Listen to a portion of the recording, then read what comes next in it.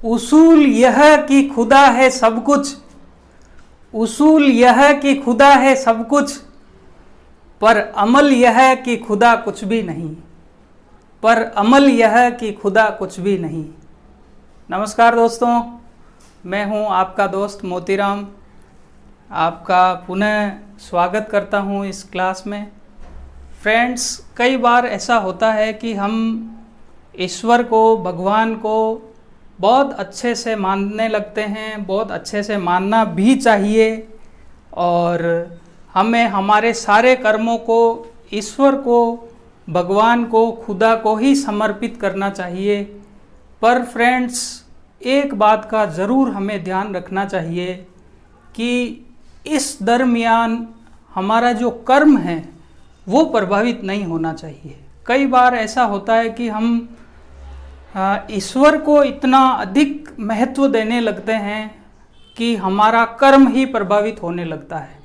हमें निश्चित रूप से ईश्वर को सर्वोपरि मानना चाहिए और हमारे सारे कर्म उन्हीं को समर्पित होने चाहिए। लेकिन फ्रेंड्स, हमें ईश्वर को अपने कर्म के बीच में नहीं लाना चाहिए। हमें अपना कर्म करना ही होगा, तभी ईश्वर फल देने के लिए मजबूर होंगे और एक तरह से हमारे ऊपर प्रसन्न भी होंगे। खैर फ्रेंड्स, आज हम चर्चा करने वाले हैं एक नई योजना, बहुत ही शानदार योजना, और एक ऐसी योजना जिससे हमारे ग्रामीण तबके के जो किसान भाई हैं, हम भी किसान भाइयों के ही बेटे हैं, और जो कंपटीशन एग्ज़ाम्स की तैयारी करता है फ्रेंड्स, वो सारे के सारे किसानों के बेटे ही होते हैं। वो अच्छे से किसानों का दर्द समझते हैं। तो आज की ये जो योजना है, जो स्कीम है, माननीय मुख्यमंत्री महोदय ने आज ही 9 जून 2021 को इसे मंजूरी दी है। तो फ्रेंड्स, इसके बारे में हम पढ़ते हैं। ये किसानों के संबल के लिए बहुत शानदार योजना है। फ्रेंड्स, यह योजना है मुख्यमंत्री किसान मित्र ऊर्जा योजना। मुख्यमंत्री किसान मित्र ऊर्जा योजना। फ्रेंड्स, कई बार ये होता है कि योजनाओं का नाम भी हमें अपने दिमाग में बहुत अच्छे से रखना चाहिए। कई बार किसानों से संबंधित निम्न में से कौन सी योजना है, इस तरह से थोड़ा गड्ढम गच करके और आपको एग्जाम में एग्जामिनर उलझाने का प्रयास करता है। तो योजना का नाम भी बहुत अच्छे से हमारे दिमाग में रच बस जाना चाहिए। तो फ्रेंड्स, ये 9 जून 2021 को मंजूरी, आज ही इस योजना को माननीय मुख्यमंत्री महोदय ने मंजूरी दी है। और इसका लाभ कब से मिलेगा? मई 2021 से इसका लाभ मिलेगा, यानी पिछले महीने से इसका लाभ मिलेगा।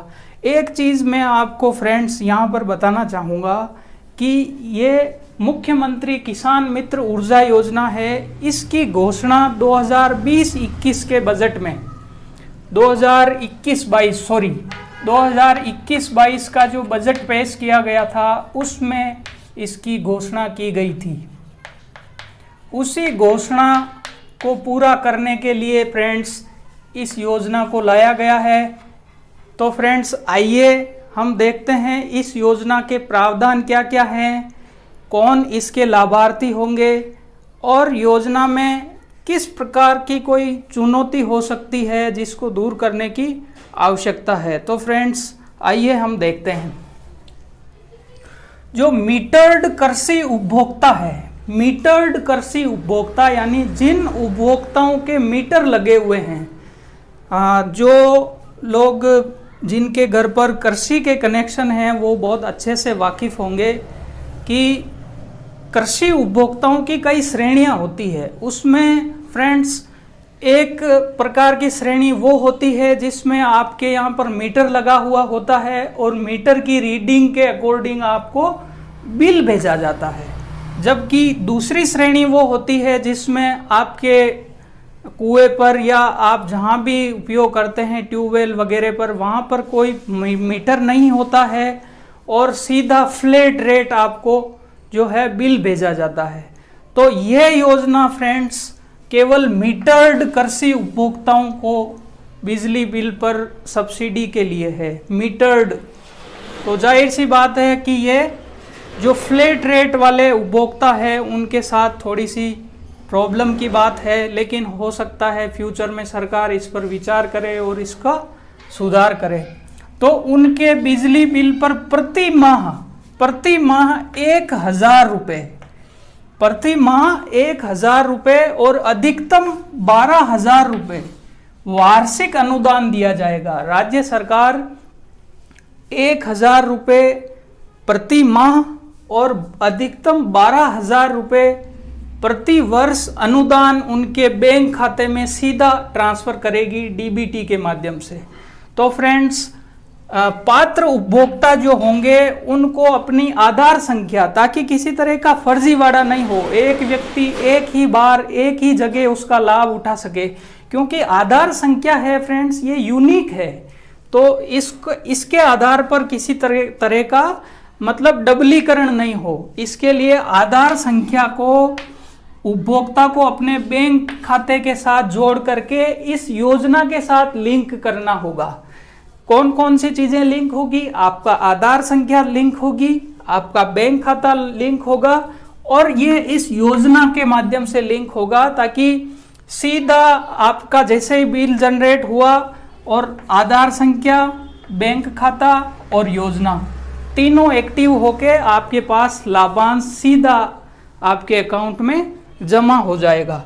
इसी तरह से फ्रेंड्स हम देखते हैं कि जो 1,000 से कम बिजली बिल है उनके लिए बहुत ही शानदार और बहुत अच्छी इसके अंदर एक प्रावधान है फ्रेंड्स, कि आपके पास अगर बिल 1,000 रुपये से कम का आता है तो जो शेष राशि होगी, जैसे मैं उदाहरण के लिए आपको बताना चाहूँगा कि जैसे आपका जो है बिजली बिल 700 रुपये का है, 700 का है, और योजना में प्रावधान है कि आपको 1,000 रुपये की सब्सिडी दी जाएगी। तो फ्रेंड्स, इस योजना के अनुसार जो 300 रुपये की गैप राशि है वो आपके बैंक खाते में डीबीटी के माध्यम से जमा हो जाएगी, ताकि इसके दो लाभ होंगे। क्या क्या लाभ होंगे? एक तो जो बिजली उपभोक्ता है फ्रेंड्स, वो बिजली बचत के लिए प्रोत्साहित होंगे, क्योंकि उनका अगर बिजली बिल कम आएगा तो जो 1,000 और उनके बिजली बिल के बीच की गैप राशि है फ्रेंड्स, वो उनको प्रोत्साहन के रूप में सीधी मिलेगी, तो वो बिजली को कम से कम खर्च करने का प्रयास करेंगे। दूसरा फ्रेंड्स, जो अतिरिक्त राशि उनके बैंक खाते में आएगी उसका वो किसी दूसरी जगह पर उपयोग कर सकते हैं। तो एक प्रकार से ये बहुत ही शानदार और किसानों को प्रोत्साहित करने के लिए ये अच्छी योजना है। तो फ्रेंड्स, वैसे इस योजना को पिछली जो वसुंधरा राजे की सरकार थी उस टाइम भी लागू किया गया था, लेकिन फ्रेंड्स जो चुनावी वर्ष था उस टाइम इस योजना को लागू किया गया था। 860 रुपये या लगभग इतना ही कुछ किसानों को इसकी छूट दी गई थी। लेकिन फ्रेंड्स, इस योजना के साथ प्रॉब्लम ये थी कि इस योजना का जो अमाउंट था, जो इस योजना का बजट था, उसका कोई बजटीय प्रावधान नहीं था। वो एक चुनावी घोषणा थी, तो वो कुछ समय तक उसको एडजस्ट करते रहे और उसके बाद अंततः उस योजना को बंद करना पड़ा। तो माननीय मुख्यमंत्री महोदय ने जो अभी बजट पेश किया था 21-22 का, उस बजट के अंदर इसको प्रावधान किया और इस योजना के माध्यम से सरकार के ऊपर लगभग 1450 करोड़ रुपए का फ्रेंड्स बोझ आएगा। लेकिन मुझे लगता है कि किसानों के लिए बहुत शानदार और अच्छी स्कीम है, उनको संबल मिलेगा। अब हम देखते हैं कि इस योजना के लाभार्थी कौन होंगे। ऐसा तो है नहीं फ्रेंड्स कि जो सक्षम वर्ग है या जिनके पास ऑलरेडी संसाधन उपलब्ध है उनको सब्सिडी मिलनी चाहिए। जाहिर सी बात है, सामाजिक आर्थिक न्याय को भी सरकार ध्यान में रख करके चलती है।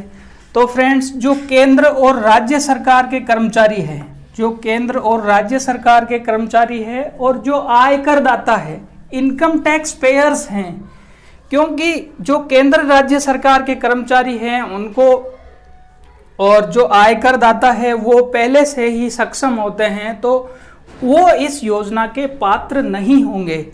जबकि हम देख रहे हैं कि एक इसमें और शर्त है फ्रेंड्स कि जो उपभोक्ता है उसने पहले किसी भी प्रकार का बिजली का बिल जमा नहीं करवाया है, बिजली के किसी भी डिस्कॉम के अंदर उसका पिछला बकाया है, चाहे वो किसी भी रूप में हो, चाहे उस पर वीसीआर भरी हो, उस पर मुकदमा दर्ज हुआ हो, या उसने अपना बिल जमा नहीं करवाया हो, या XYZ किसी भी प्रकार का कोई बकाया है, तो वो योजना के पात्र नहीं होंगे।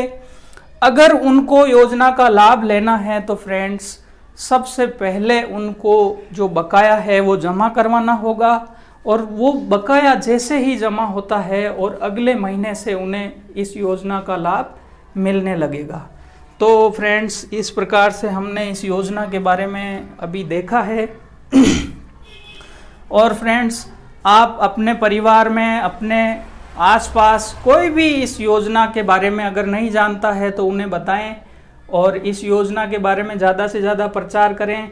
और एक चीज़ का ध्यान रखें कि ग्रामीण क्षेत्र में ज़्यादातर लोगों के साथ क्या होता है फ्रेंड्स कि उनके बैंक खाते में नाम कुछ अलग है, आधार कार्ड में नाम कुछ अलग है, तो इसके लिए आप सचेत कीजिएगा ताकि किसी तरह की त्रुटि नहीं हो और लाभ से वो लोग वंचित नहीं हो।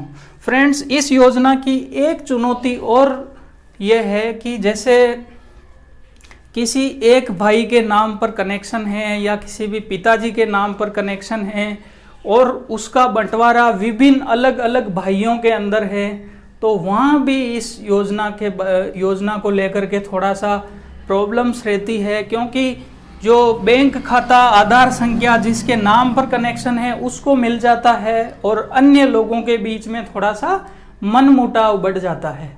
तो थोड़ी सी ये समस्या फ्रेंड्स इस योजना में है, थोड़ा सा प्रभावी क्रियान्वयन करवाना इसका ज़रूरी है।